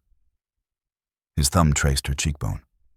"When this is over, when Briggs is dealt with, I hope." "Yes," she said, not needing to hear more. "Whatever you're asking, yes." He pulled her down for a kiss, gentle but sure. When they parted, she saw Will standing in the doorway, frozen with surprise. The corporal's face went through several expressions before settling on something like resignation mixed with respect.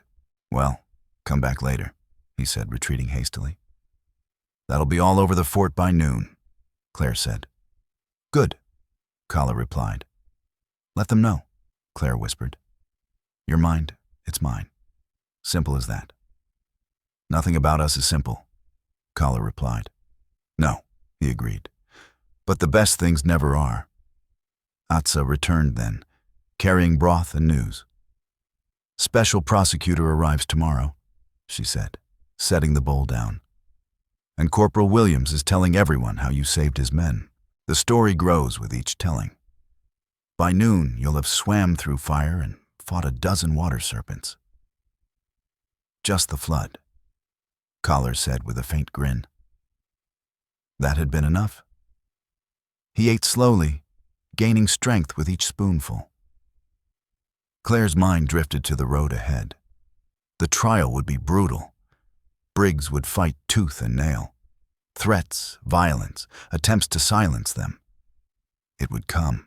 But looking around the small infirmary, Collar alive and healing, Atsa standing guard, young soldiers peering at the man who'd saved their comrades. Claire felt a spark she hadn't felt in months. Hope. They'd survived Luther Briggs's worst. They'd survived the desert's attempt to kill them. They'd survived their own fears and the prejudice of others. And in surviving, they had begun to build something new. Not perfect, not easy, but real. The sun climbed higher, spilling light into the room. Somewhere in the fort, soldiers drilled. Horses neighed. Life continued. Tomorrow would bring the special prosecutor and new battles, but today, Collar was alive. Their evidence was safe. Change was coming to the territory like spring rain after a long drought. It was enough. More than enough. It was a beginning. Dawn broke over Coyote Bend like spilled blood across the sand. Claire stood on the boarding house porch, watching dust devils dance down the empty main street. The town felt different. Quiet, like the earth holding its breath before a storm. "They're coming," Marta said behind her, voice heavy with knowing. Briggs and his men. The whole town knew. It had been 2 weeks since the hearing at Fort Wingate.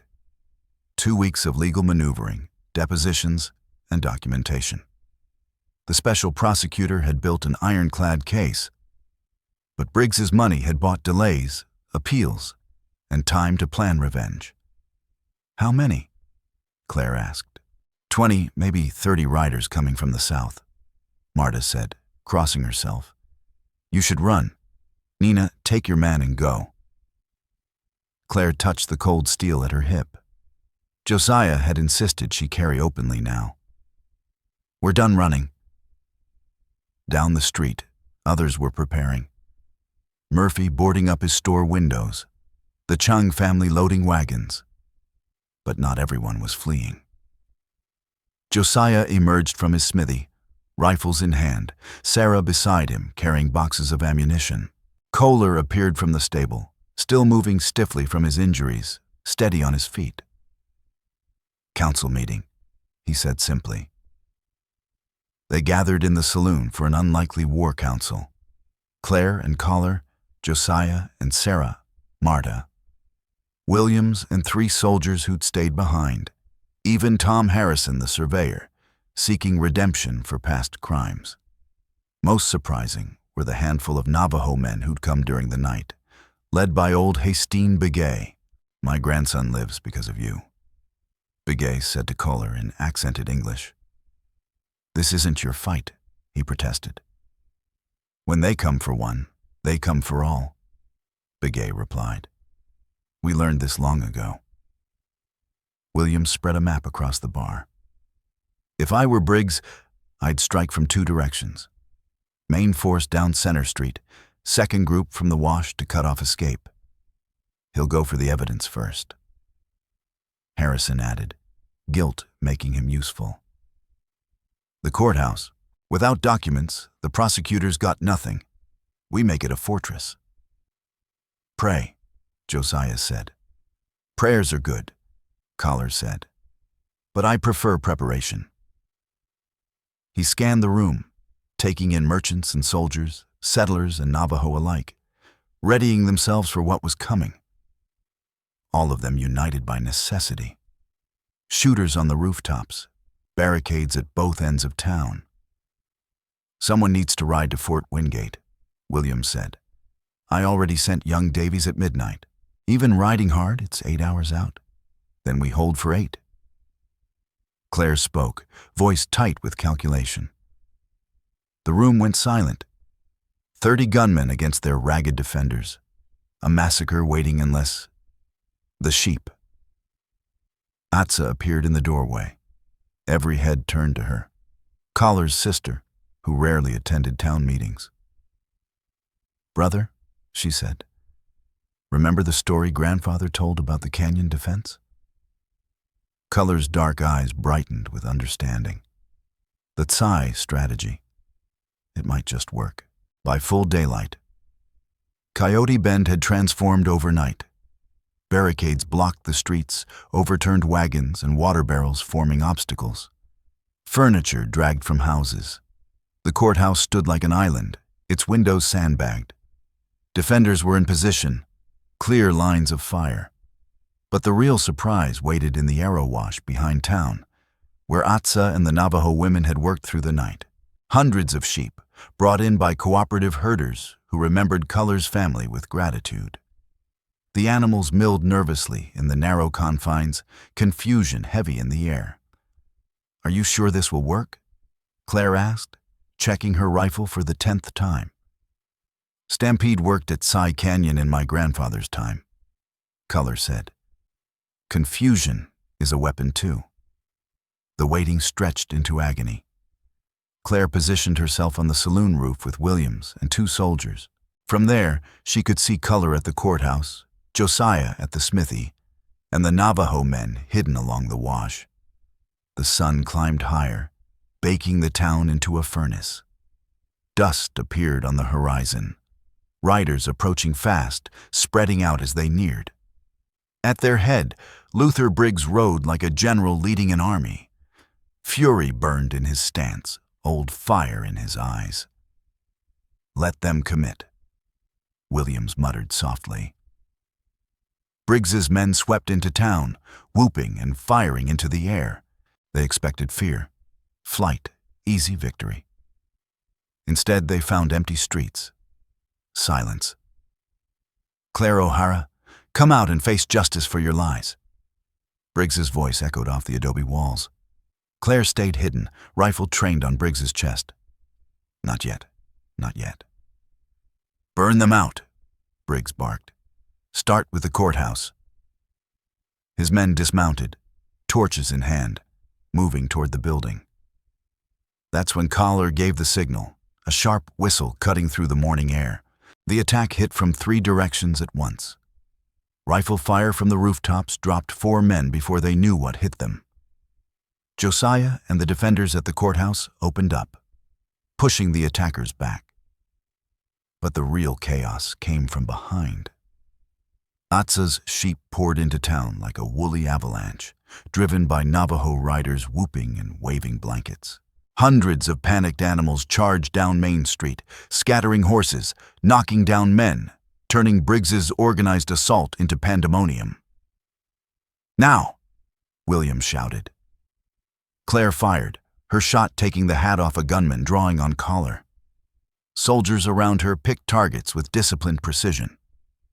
Below, Briggs's men tried to regroup, but the sheep were everywhere, bellowing and thrashing, creating a living maze of confusion. Through it all, Claire kept her eyes on Collar. He moved like a shadow through the chaos, precise, lethal, never wasting a shot, always where he was needed most. She watched him pull Sarah Hale to safety as attackers reached the smithy, saw him rally the Navajo men when they faltered. But Briggs, relentless, was rallying too. His voice cut through the chaos, rallying his scattered men into formation.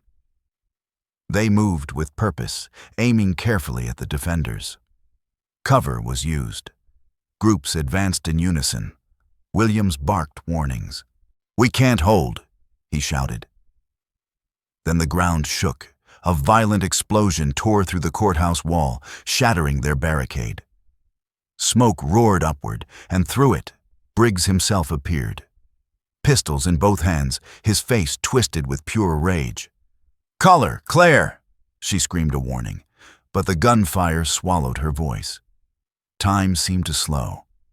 Briggs raising his weapons, Collar turning too late, the flash of muzzles lighting the air. Then, suddenly, Standish stepped out of nowhere. He fired, twice. Briggs went down, a cry cut short. The former deputy stood over him, pistol smoking. "That's for leaving me to hang alone," Standish spat. And just like that, the tide turned. Briggs's men faltered. Some dropped their guns, others bolted toward their horses. The defenders pressed forward, precise fire driving the attackers out of town. But victory had a price. Claire scrambled from the saloon roof, weaving through panicked sheep and choking smoke toward the courthouse. There she found Collar kneeling beside a still figure. Hostine Begay. Blood pooled beneath the old man. "He pushed me aside," Collar said, voice hollow. The bullet meant for him had found the elder instead. Hostine's eyes, still bright, met Collar's. His breaths came in shallow gasps. He grasped Collar's hand, speaking in Navajo. Claire didn't need translation. She understood the weight of his words. Blessing, passing of responsibility, a charge for those who survived. The battle was ending. Williams' soldiers rounded up surrendered gunmen. Townsfolk emerged cautiously, helping the wounded. Then the thunder of hoofbeats announced reinforcements from Fort Wingate, arriving to find the fight already decided. But Claire's eyes stayed on Collar, grief etched across his face as Hostine breathed his last. She knelt beside him, hand on his shoulder, sharing the silent weight of loss. "He died a warrior," Atsa said softly, arriving with water and bandages. "Protecting his people. There's honor in that." The cleanup took hours. 3 defenders dead, 7 wounded. Briggs's men, 6 dead, 12 captured. The rest fled into the desert. The courthouse bore scars, but still stood. The evidence, safeguarded by brave men and women, remained intact. By midday, Standish was brought before Captain Grant in chains. He looked smaller, diminished, all his swagger stripped away. "And I'll testify," he said, unprompted. "Names, dates, bribes, everything. Don't hang me." "That's for the court to decide," Morrison replied, though cooperation would be noted. Claire looked down at Luther Briggs's body. Even in death, the cold ambition that had caused so much suffering lingered in his face. She felt nothing. No satisfaction, no grief. Just the hollow emptiness where fear had once lived. "It's over," Collar said beside her. "Is it?" she asked, surveying the battered town, the grieving families, the long road to rebuild. It felt like only the beginning. He took her hand, unashamed of anyone watching.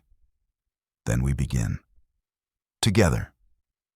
Funerals came at sunset, melding Christian and Navajo traditions. Josiah Hale read scripture while Navajo singers lifted spirits skyward.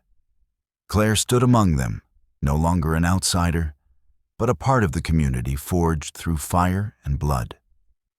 Young Tay Begay, still scarred from the warehouse fire, stood tall and proud as they laid his grandfather to rest. When the ceremony ended, he approached Collar. "Grandfather said you'd teach me," the boy said in careful English. "To track, to shoot, to protect our people." Collar knelt, meeting his eyes. "When you're ready." "I'm ready now." "No," Collar said gently. "First you grieve. First you grow. Then, when the time comes, I'll learn everything you know." As the gathering dispersed, Claire noticed something remarkable. Soldiers helped the Navajo families load wagons. Townspeople who'd barely spoken before were sharing food and comfort. Even Murphy stepped forward, awkwardly offering credit at his store to the families affected by the fighting. "Look at that," Dona Marta murmured, wonder in her voice. Who would have believed it? Crisis reveals character. Sarah Hale added quietly, "Sometimes for the worse. But today, for better." As stars began to prick the evening sky, Captain Grant found Claire.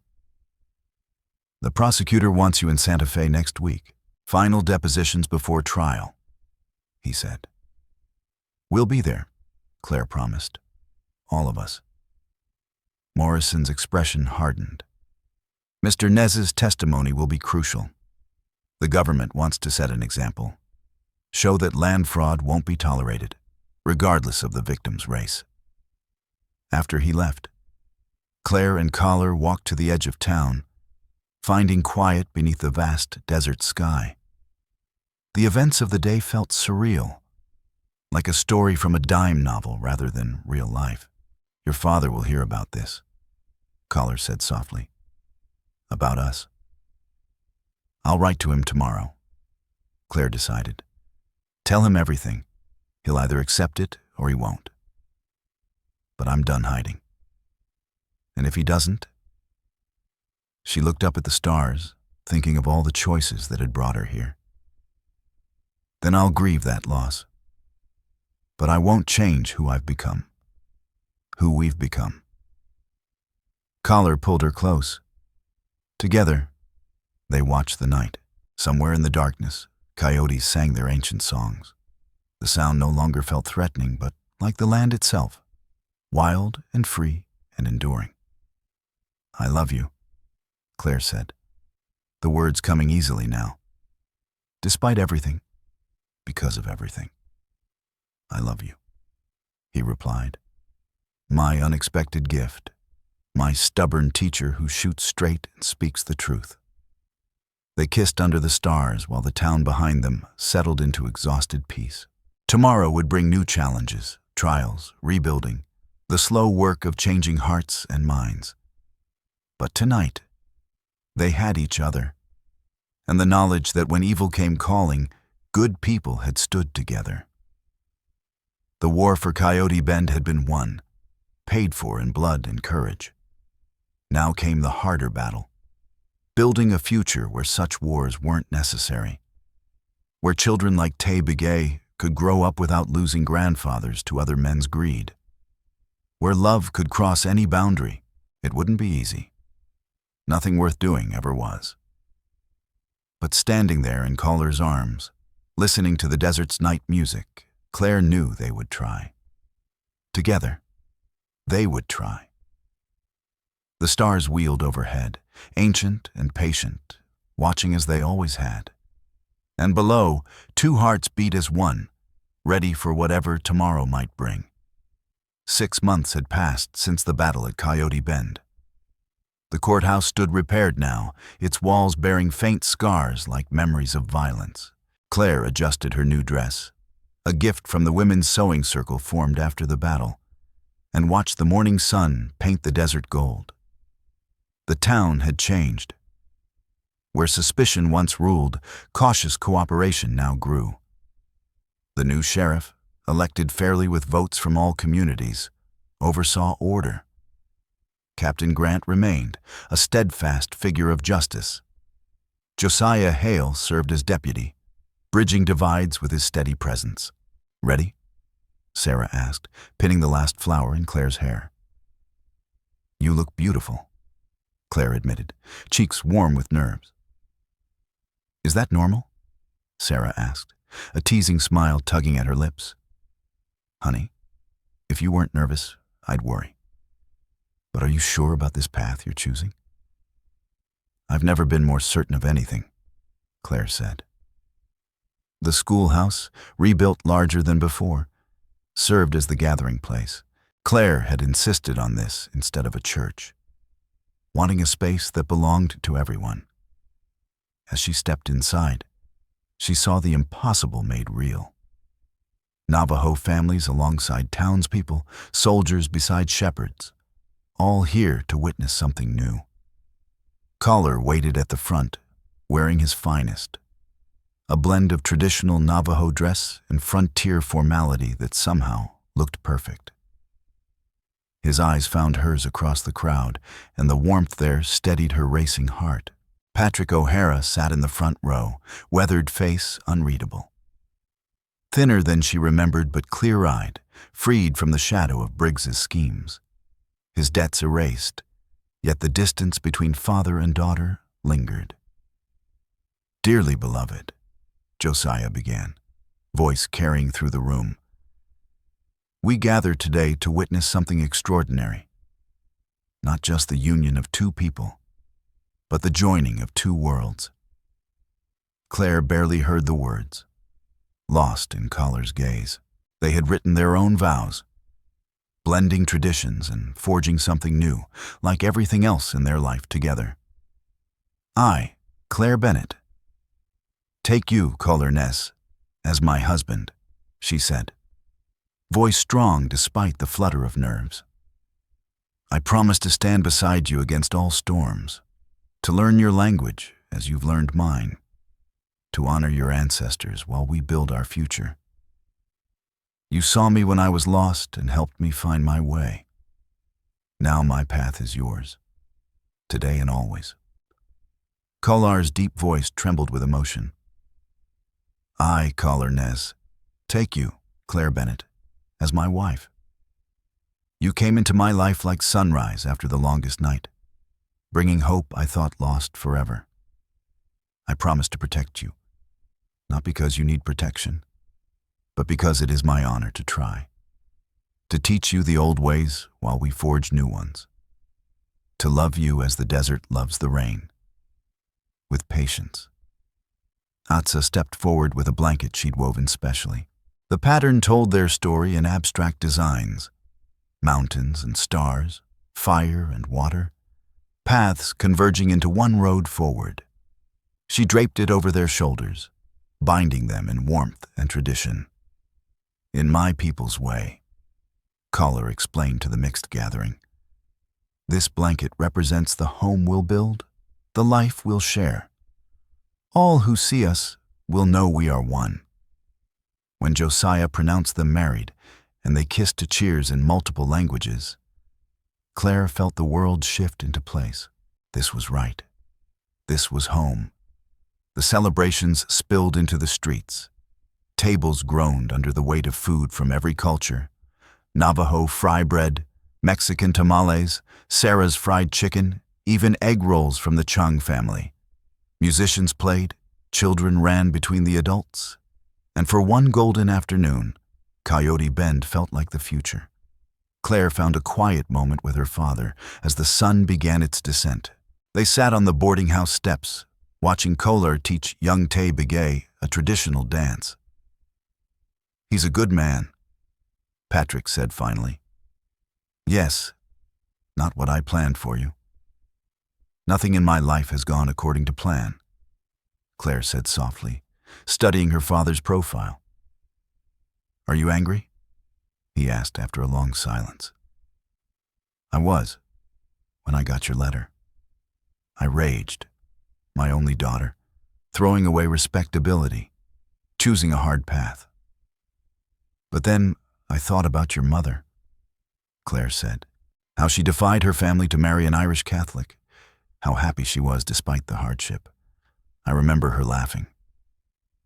"Always laughing," Patrick murmured, "even at the end." He took her hand, calloused fingers gentle. "I see her in you. That same stubborn courage, that same wild heart. Be happy, my treasure. That's all I want now." Tears stung Claire's eyes.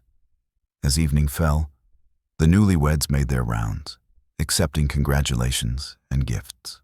Marta pressed a small wooden cross into Claire's hands. "For protection," she said, winking.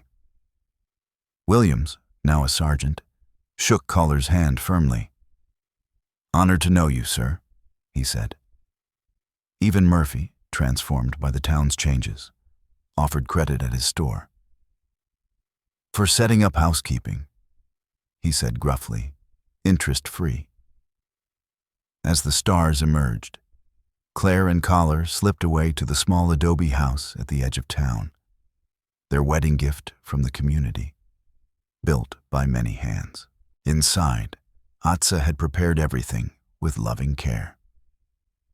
Candles flickered, casting warm shadows. The bed was piled high with quilts, promising rest, warmth, and a life they had earned together. The table was set with simple dishes, the faint glow of candlelight dancing across the rough-hewn boards. "Our home," Claire marveled. "Our beginning," Collar corrected softly. They came together in that warm flicker of light, a union forged from patience, danger survived, and trust earned. When he kissed her, Claire tasted promise. When her fingers traced the old and new scars on his arms, it was like writing vows with touch alone. They loved with the intensity of those who had nearly lost everything, who knew how precious each moment could be. Later, wrapped in the wedding blanket and each other, they spoke of dreams. The school would expand. Collar would guide for the army, but also teach young Navajo men alternatives to violence. Claire would document the real history of the territory, ensuring truth survived alongside legend.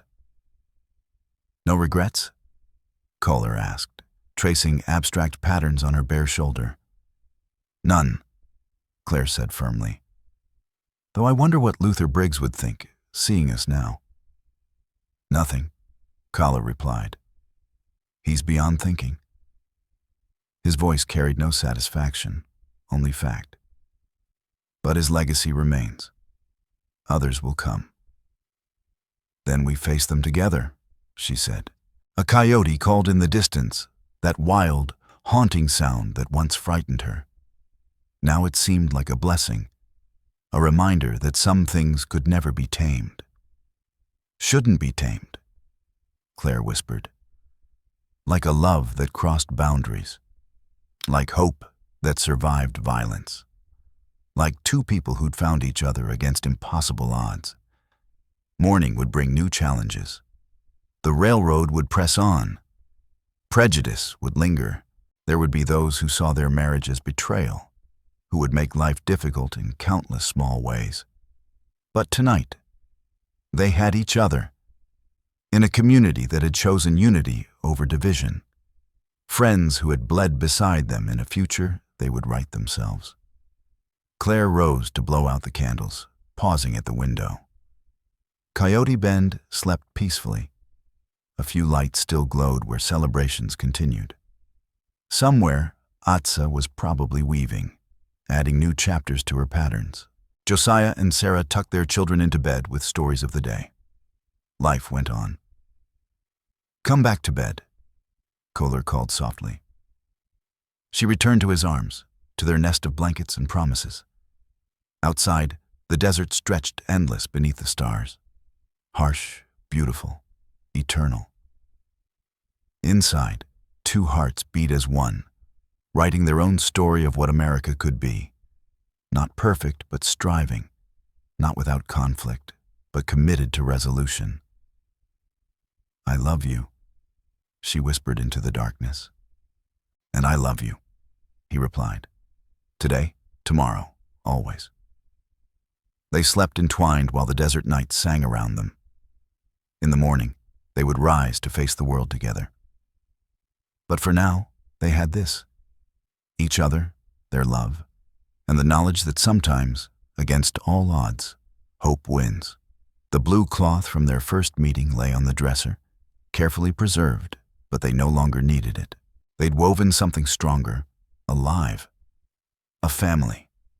A future belonging to them both, and to everyone who had stood with them. In Coyote Bend, the war had ended. The peace, hard-won and fragile, had begun. And in a small adobe house at the edge of tomorrow, two souls who had found each other across the divide celebrated the greatest victory of all. Love. Simple, complicated, enduring. The stars wheeled overhead, ancient witnesses to the eternal story. Below, in the land of red rock and wide sky, a new chapter began. Not an ending, but a gateway to all adventures yet to come. Because this is how the world changes. One heart, one choice, one courageous love at a time. Until the desert blooms, the walls come down, justice flows like water, and mercy falls like rain. Until there is no them and us, only we. Together, always together. Finally, let me send my deep thanks to you. Thank you for listening. If this story has touched your heart, I invite you to stay with us to discover more true tales of the Wild West. Stories that honor resilience, tenderness, and the spirit that God placed in those who blaze the trail. Subscribe, share.